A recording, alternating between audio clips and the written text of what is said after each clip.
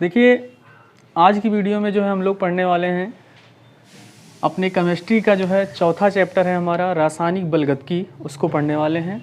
ये हमारा चौथा चैप्टर है, इसका ये हम पहला पार्ट जो है पढ़ाने जा रहे हैं। ठीक है, पहला पार्ट जो है आपको पढ़ाने जा रहे हैं चौथे चैप्टर यानी रासायनिक बलगतकी का। अब चलिए इस पे स्टडी अगर हमें करना है तो इसके जो है शाब्दिक अर्थ को जानना होगा। रासायनिक से मतलब होता है जितने भी रासायनिक पदार्थ हैं उनके बारे में, और बलगतकी का मतलब होता है कुछ गति से संबंधित होता है। ठीक है, कुछ स्पीड से संबंधित है। तो इसका मतलब ये हुआ कि जो रासायनिक बलगतकी हमारा पाठ है ये जो है रसायन विज्ञान की ऐसी शाखा है, और रसायन विज्ञान में खासकर भौतिक रसायन की शाखा है, क्योंकि रसायन विज्ञान को भी 3 भागों में बांटा गया है, भौतिक रसायन, कार्बनिक रसायन और अकार्बनिक रसायन। तो ये भौतिक रसायन के अंतर्गत आता है। तो हम क्या कहेंगे कि रासायनिक बलगतकी भौतिक रसायन की वो शाखा है जिसके अंतर्गत किसी भी रासायनिक अभिक्रिया का गति, रासायनिक अभिक्रिया का गति यानी गतिकी से गति लिया गया, गति या जिसको हम लोग जो है वेग भी कहते हैं या दर भी कहते हैं। ठीक है, तो गति, वेग या दर तथा उस रासायनिक अभिक्रिया की गति को प्रभावित करने वाले कारकों का अध्ययन करते हैं। ठीक है, यानी रासायनिक बलगतकी जो है रसायन विज्ञान की वो शाखा है जिसके अंतर्गत जो है रासायनिक अभिक्रिया की गति तथा रासायनिक अभिक्रिया की गति को प्रभावित करने वाले जो है कारकों का अध्ययन करते हैं। ठीक है, तो ये तो चीज़ हुई कि रासायनिक बलगतकी कहते किसको हैं। अब अगर थोड़ा सा इसमें हमें और नीचे की ओर जाएं और थोड़ा सा जो है अपने सिलेबस में जाएं, तो रासायनिक बलगतकी के अंतर्गत जो है यूपी बोर्ड में हम लोगों को पढ़ना क्या क्या है वो देख लीजिए। जो हमारा पाठ्यक्रम है उसमें हम लोगों को पढ़ना है, जो पहला चीज़ है अभिक्रिया की दर पढ़नी है, अभिक्रिया की दर पढ़नी है यानी rate of reaction, short form में आर कहते हैं। अभिक्रिया की दर पढ़नी है, अभिक्रिया का वेग नियम पढ़ना है, अभिक्रिया का वेग नियम। ठीक है, या अभिक्रिया की दर को अभिक्रिया का वेग भी कह सकते हैं। अगला जो है हमें टक्कर सिद्धांत पढ़ना है, टक्कर सिद्धांत। ठीक है, एक इसमें जो है और हमें पढ़ना है अभिक्रिया की कोटि पढ़नी है, अभिक्रिया की कोटि तथा अर्ध आयु भी पढ़ना है। ठीक है, अर्ध आयु। इस अभिक्रिया की कोटि में हमें जो है डील करना है 2 तरह के, खासकर एक शून्य कोटि की अभिक्रिया और एक जो है प्रथम कोटि की अभिक्रिया। वैसे तो होती हैं द्वितीय कोटि की अभिक्रिया, तृतीय कोटि की अभिक्रिया भी होती हैं, लेकिन शून्य कोटि और प्रथम कोटि हमें पढ़ना है, द्वितीय और तृतीय नहीं पढ़ना है। ठीक है, तो इतनी चीज़ें जो हमें पढ़नी है। इसके साथ साथ जो है अभिक्रिया के प्रकार भी पढ़ लेना है हमें, अभिक्रिया के प्रकार। ठीक है, तो इतनी चीज़ें खासकर हमें इस सिलेबस में पढ़नी है और इससे रिलेटेड जो है न्यूमेरिकल्स को सॉल्व करने हैं इस चैप्टर में। अब चलिए अपने जो है सिलेबस का जो पहला पार्ट है उसको लेते हैं अभिक्रिया के प्रकार। तो जो यहाँ पर हम लोग अभिक्रिया का प्रकार पढ़ने वाले हैं वो ये नहीं पढ़ने वाले हैं कि जैसे आप लोग पढ़े होंगे कक्षा 11 में कि अभिक्रिया के प्रकार में योग अभिक्रिया, प्रतिस्थापन अभिक्रिया, विलोपन अभिक्रिया, ये नहीं पढ़ना है हमें। वो भी अभिक्रिया का ही प्रकार है, लेकिन हमें जो यहाँ पर अभिक्रिया के प्रकार पढ़ना है वो गति के आधार पर पढ़ना है। किसके आधार पर? गति के आधार पर अभिक्रिया का प्रकार पढ़ना है। तो अगर गति के आधार पर अभिक्रिया का प्रकार देखा जाए, तो अभिक्रिया का प्रकार देखा जाए तो अभिक्रिया मुख्यतः 3 प्रकार की होती हैं। ठीक है, गति के आधार पर। ठीक है, अभिक्रिया 3 प्रकार की होती हैं। पहला है तीव्र अभिक्रिया, या कह सकते हैं अति तीव्र अभिक्रिया भी, अति तीव्र अभिक्रिया। दूसरा है अति मंद अभिक्रिया, और तीसरा है औसत अभिक्रिया या औसत मंद अभिक्रिया, ये भी कह सकते हैं। ठीक है, औसत अभिक्रिया। यहाँ पर औसत का जो मतलब है ना बहुत ही ज़्यादा हो ना बहुत ही कम हो, जिसको इंग्लिश में मॉडरेट बोलते हैं हम लोग, मॉडरेट।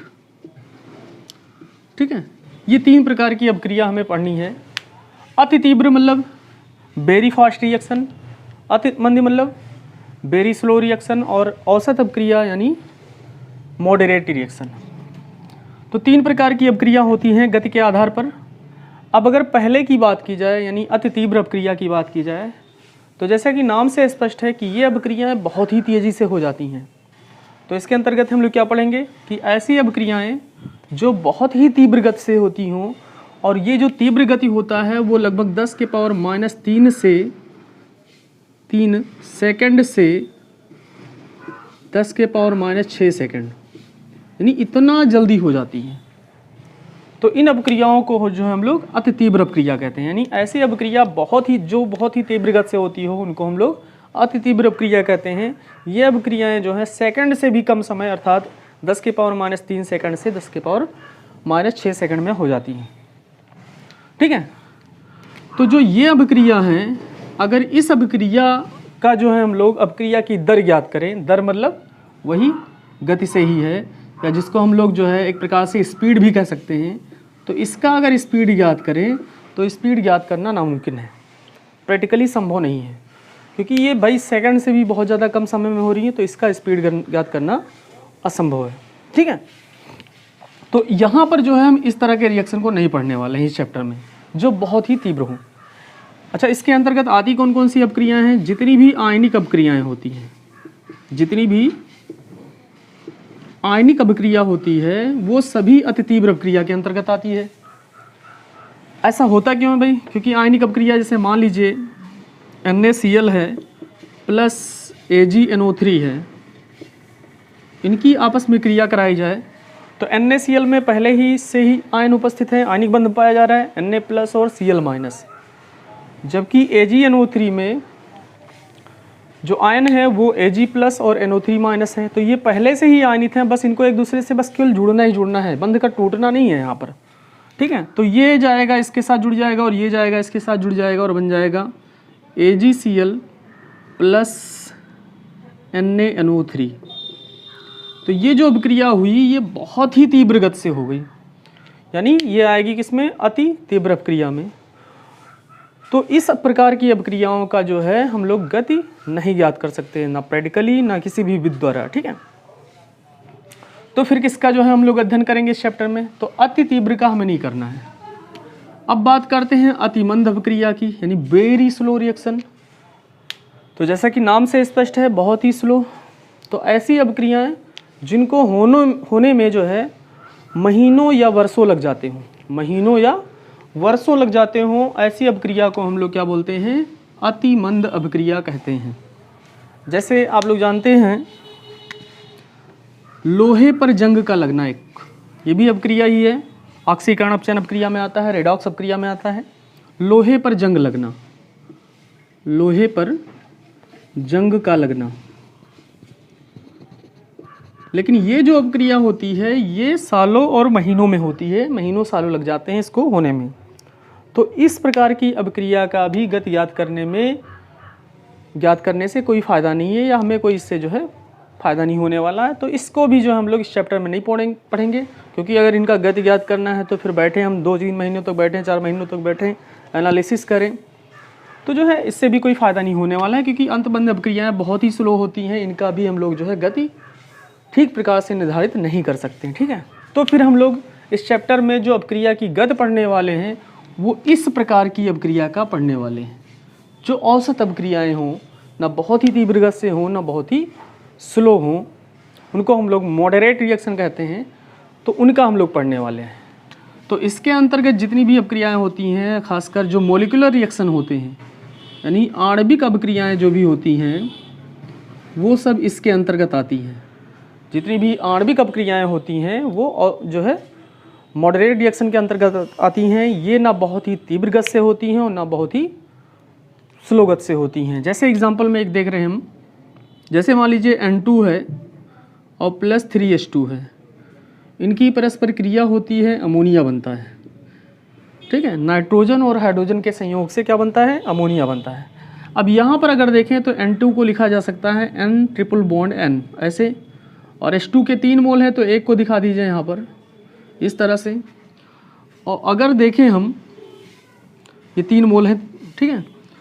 NH3 को अगर देखा है तो NH3 को हम ऐसे बनाएंगे इस प्रकार से, इसके 2 मोल बने हुए हैं, ठीक है। अब यहाँ पर देखिए इसका मतलब ये हुआ कि ये जो N ट्रिपल बॉन्ड N है वो बंध टूटा, फिर उसके साथ एक N के साथ जो है हाइड्रोजन आकर जुड़ा, तब ये चीज़ बना। यानी यहाँ पर बंध टूटते हैं और नए बंध बनते हैं। तो ये सभी अभिक्रियाएं जो है मॉलिक्यूलर रिएक्शन में आती हैं। इसमें औसत समय लगता है ना बहुत ही ज़्यादा और ना ही बहुत कम समय लगता है। तो इस प्रकार की अभिक्रियाओं का हम लोग जो है इस चैप्टर में अभिक्रिया की दर ज्ञात करने वाले हैं। तो इस प्रकार से आप लोगों ने इस चैप्टर का जो पहला टॉपिक है वो आपने पढ़ा अभिक्रिया का प्रकार। अभिक्रिया का प्रकार हमने जो है गति के आधार पर पढ़ा। गति के आधार पर अभिक्रियाएं 3 प्रकार की होती हैं, अति तीव्र अभिक्रियाएं, अति मंद अभिक्रियाएं और औसत अभिक्रियाएं, जो कि ना बहुत तेज़ी से हों ना बहुत ही स्लो हों, ठीक है। तो ये चीज़ें हमने पढ़ा है। इसको चाहे तो आप लोग जो है नोट कर लीजिएगा अपनी कॉपी में, वीडियो को पॉज करके या जो है रिवर्स करके जो है ठीक से नोट कर लीजिएगा ये हेडिंग डाल के, ठीक है। अब हम लेते हैं दूसरा टॉपिक जो हमारा है और सबसे इम्पोर्टेंट टॉपिक है, यहीं से क्वेश्चन हमारे बनने शुरू होते हैं, ठीक है। तो अगला टॉपिक कौन सा है, अभिक्रिया की दर। अभिक्रिया की दर, चलिए तो हमारा अगला टॉपिक है अभिक्रिया की दर, जिसको अंग्रेजी में कहते हैं rate of reaction. Rate of reaction या शॉर्ट फॉर्म में कहते हैं ROR। ROR ये चीज़ पढ़ने वाले, ठीक है। तो देखिए जो अभिक्रिया है उसके बारे में तो जानते ही आप लोग, अभिक्रिया कहते किसको हैं। यहाँ पर दर से मतलब क्या है, दर का मतलब हमने बताया भी, तो गति भी कह सकते हैं, वेग भी कह सकते हैं, ठीक है। तो गति को इंग्लिश में क्या बोलते हैं हम लोग, ठीक है, मोशन, या चाल भी कह सकते हैं इसको हम, अभिक्रिया की चाल भी, ठीक है। अभिक्रिया भी एक प्रकार से होती है, लेकिन चाल इसलिए नहीं कहा जाता है क्योंकि अभिक्रिया चलती नहीं है, लेकिन कुछ इसी प्रकार से हम लोग समझ सकते हैं।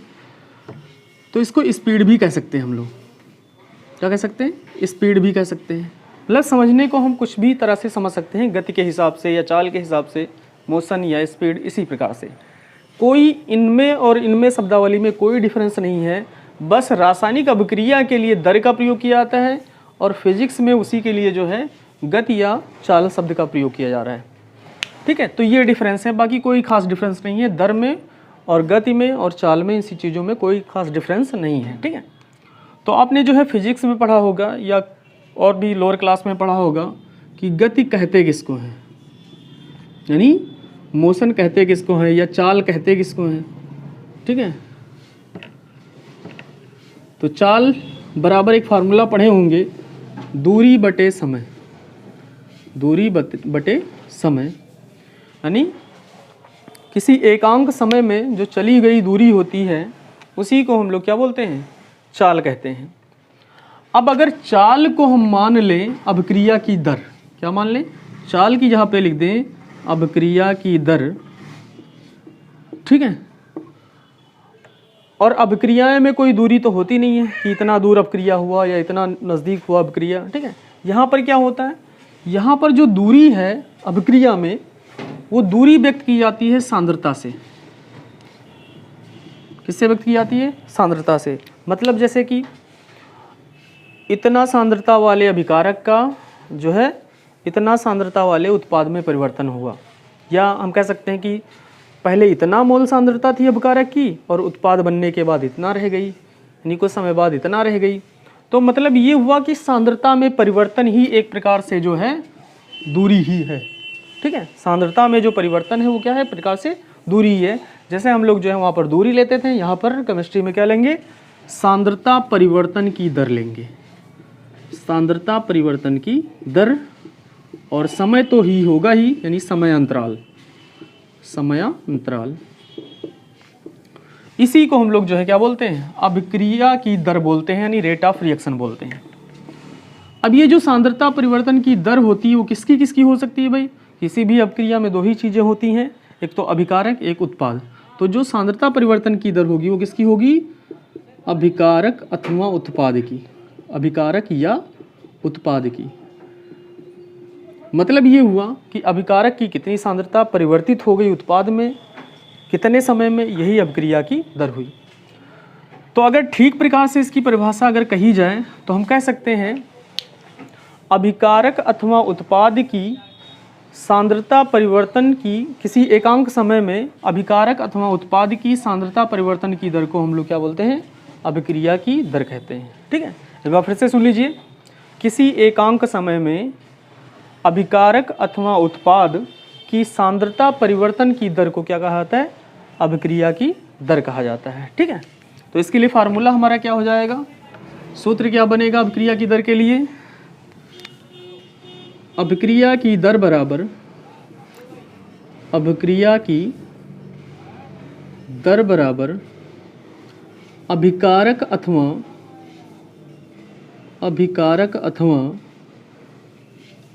उत्पाद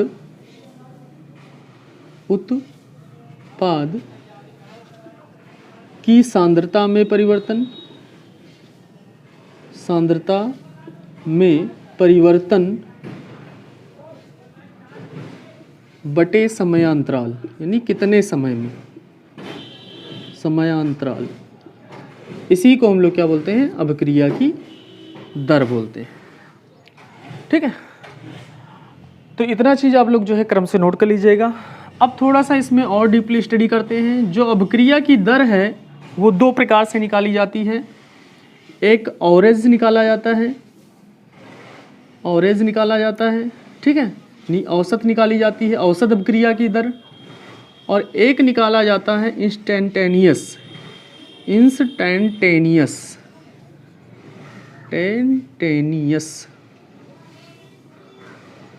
इंस्टेंटेनियस का मतलब होता है तात्कालिक या तात्क्षणिक।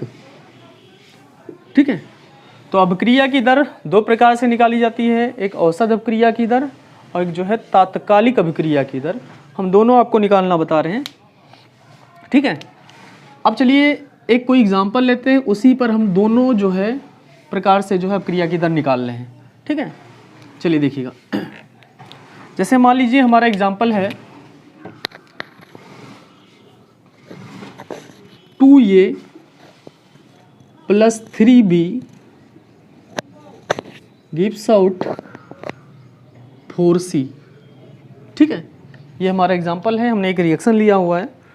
मान लिया कि A अभिकारक है जिसके 2 मोल प्रयोग किए जा रहे हैं और B अभिकारक के 3 मोल प्रयोग किए जा रहे हैं, जिसके फलस्वरूप जो है 4 मोल C उत्पाद का, यानी जो उत्पाद है हमारा वो C है, उसके बन रहे हैं। इसका मतलब ये हुआ।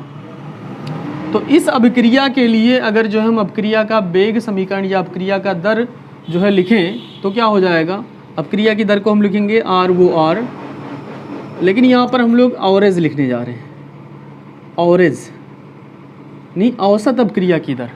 तो जो औसत अभिक्रिया की दर निकाली जाती है वो किस प्रकार से निकाली जाती है, जो हमने एक्चुअल में जो अभी सूत्र लिखाया था वो वास्तव में औसत ही का था। ठीक है, यानी जितना परिवर्तन होता है और कितने समय अंतराल में परिवर्तन हो रहा है सांद्रता में, वही उसका औसत हो गया। ठीक है, अब देखो इसको कैसे लिखते हैं। तो जो औसत अभिक्रिया की दर है किसकी, यहाँ पर हम लोगों को A की लिखनी है, यानी अभिकारक ये की लिखनी है। तो यहाँ पर जो हमारा अभिकारक है उसके तो सांद्रता में परिवर्तन होगा, तो सांद्रता में परिवर्तन को यानी सांद्रता को लिखने के लिए बड़े ब्रैकेट का यूज किया गया, तो हमने बड़े ब्रैकेट में ये लिख दिया। अब किसी समय में हो रहा होगा, वो समयांतराल जो है क्या होगा, डेल्टा टी होगा। ठीक है, अब ये जो मोल दिखा रहा है ये इसका एक प्रकार से स्टोइकियोमेट्रिक गुणांक है, और कभी भी स्टोइकियोमेट्रिक गुणांक जो लिखा जाता है अभिक्रिया की दर में वो नीचे लिखा जाता है 1/2। जैसे यहाँ पर 2 है तो 1/2, अगर 3 होगा तो 1/3, 4 होगा तो 1/4, अगर कुछ नहीं होगा तो 1/1 या कुछ भी नहीं लिखे। ठीक है, तो इस प्रकार से लिखा जाएगा। और रिएक्टेंट के लिए हमेशा पहले माइनस शब्द का प्रयोग कर लेंगे, क्योंकि जो अभिकारक होता है उसकी सांद्रता समय परिवर्तन के साथ घटती है, और घटती है इसलिए जो है हमारा जो आंसर आएगा वो माइनस में आएगा, लेकिन जो दर होता है वो कभी माइनस हो नहीं सकता, इसलिए जो है पहले ही माइनस शब्द जोड़ दिया जाता है। यहाँ पर माइनस जो है जोड़ दिया जाता है ताकि वो एक दूसरे से जो है मल्टीपल होके क्या बना ले, प्लस बना ले। ठीक है, तो यहाँ पर क्या लगाएंगे हम लोग, माइनस, यानी बराबर हो जाएगा औसत आर वो आर यानी अभिक्रिया की दर बराबर -1/2 कंसंट्रेशन ऑफ ये अपॉन डेल्टा टी। ठीक है, ये जो माइनस लगाया गया किसके लिए लगाया गया, वो अभिकारक के कारण लगाया गया। ये अभिकारक है, ये भी अभिकारक है, तो इस कारण लगाया गया क्योंकि अभिकारक की सांद्रता समय के साथ साथ घटती जाती है, और समय के साथ साथ घटती जाती है तो उत्तर हमारा माइनस में ना आए, इसलिए जो है हम लोग क्या करते हैं, इसको माइनस पहले से ही लगा देते हैं ताकि वो माइनस माइनस प्लस हो जाए। ठीक है, तो ये इसके लिए हो गया औसत अपक्रिया की दर। इसी तरह से इसके लिए लगाएं हम, तो बराबर -1/3 कंसंट्रेशन ऑफ बी बटे डेल टी। इसी तरह से अब प्रोडक्ट के लिए यहाँ पर बस यही ध्यान रखना है, माइनस चिन्ह नहीं लगाना है, तो प्लस लगाना है। ठीक है, 1/4 कंसंट्रेशन ऑफ सी बटे सांद्रता में परिवर्तन है, डेल सी भी लिख सकते हैं। ठीक है, डेल सी लिख दीजिए, डेल वी लिख दीजिए, ठीक है, डेल ए लिख दीजिए, ठीक है, बटे डेल टी। तो ये हमारा जो है औसत अभिक्रिया की दर का समीकरण बना। इस प्रकार से जो है निकालेंगे। अगर इसी के लिए हम जो है तात्कालिक वाला निकालें, क्या निकालें, तात्कालिक निकालें अभिक्रिया की दर, तो कुछ अंतर नहीं करना है, जहाँ पर आपने डेल्टा शब्द का प्रयोग किया वहाँ पर डी शब्द का प्रयोग करेंगे। जो डी शब्द है वो बहुत ही सूक्ष्म परिवर्तन के लिए लगाया जाता है। तो हमारा फार्मूला क्या बन जाएगा फिर, -1/2 और डेल्टा की जहाँ पे डी हो जाएगा। डी को वास्तव में जो है सूक्ष्म समय अंतराल को प्रदर्शित करता है या सूक्ष्म चेंजेज को प्रदर्शित करता है, इसलिए इसको बाहर रखिए। dA/dt बराबर -1/3 dB/dt बराबर +1/4 dC/dt। ये हमारा समीकरण हो गया इस अभिक्रिया के लिए। अग्र अभिक्रिया का जो सूत्र बना या औसत वाला और एक जो है तात्कालिक वाला, ये दोनों हो गया। ठीक है, अब अगर यूनिट की बात की जाए कि अभिक्रिया के दर की यूनिट क्या होती है, इकाई क्या होती है भाई, इकाई क्या होती है, क्योंकि सवाल जब लगाएंगे तो उसमें जो है इकाई लिखनी होगी हमें। तो जो इकाई होती है वो अग्र हमें लिखना है किसकी, जो इकाई लिखनी है किसकी लिखनी है भाई, अभिक्रिया के दर की, चाहे वो अग्र हो या पश्च हो, कोई भी अभिक्रिया हो। तो उसकी जो इकाई होगी वो क्या होगी, मोल प्रति लीटर प्रति सेकंड हो सकता है, मिनट हो सकता है, वो समय पर डिपेंड करता है। अब देखिए मोल पर लीटर पर सेकंड क्यों हुआ, क्योंकि जो अभिक्रिया की दर है वो बराबर होती किसके है, सांद्रता में परिवर्तन, यानी अभिकारक अथवा उत्पाद के सांद्रता में परिवर्तन बटे समय अंतराल। तो सांद्रता में परिवर्तन को निरूपित करते हैं किससे, यानी सांद्रता में परिवर्तन, यानी सांद्रता का मात्रक क्या होता है, मोल प्रति लीटर। ठीक है, और बटे समय अंतराल है तो वो क्या हो जाएगा, पर सेकंड के बराबर हो जाएगा। यानी इसकी जो यूनिट निकल के आएगी वो क्या निकल के आएगी, मोल प्रति लीटर प्रति सेकंड निकल के आएगी। ठीक है, तो इतना चीज़ जो है आप लोग आसानी से नोट कर लीजिएगा। और इस अभिक्रिया के लिए हम आपको एक दे दे रहे हैं अभिक्रिया। इस अभिक्रिया के लिए जो है औसत अभिक्रिया और तात्कालिक अभिक्रिया का जो है के लिए समीकरण बना के जो है आपको हमारे कमेंट बॉक्स में कमेंट कर दीजिएगा। ठीक है, या हमारे व्हाट्सएप नंबर पे जो है भेजिएगा। हम एक अभिक्रिया दे रहे हैं, उस अभिक्रिया के लिए जो है आप, जैसे हमने यहाँ पर बनाया है अभिक्रिया के लिए, ठीक है, औसत वाले के लिए और तात्कालिक वाले के लिए। उसी प्रकार से एक अपक्रिया दे रहे हैं, उस अपक्रिया के लिए जो है आपको समीकरण बनाना है। ठीक है, चलिए अब अपक्रिया है हमारा, यहाँ पर देख लीजिए क्या है। अपक्रिया है हमारा N2O5 gives out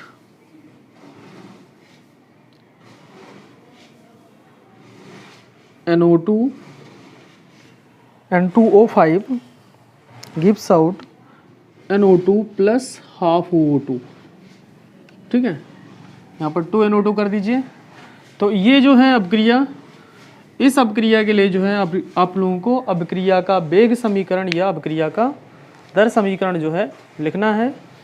ठीक है, हमारे व्हाट्सएप नंबर पर या जो है कमेंट बॉक्स में आपको कमेंट करना है। ठीक है, तो आज की वीडियो में बस इतना ही, और आप जो है ज़रूर बताइएगा कि ये वीडियो आप लोगों को कैसी लगी, कमेंट बॉक्स में ज़रूर लिखिएगा।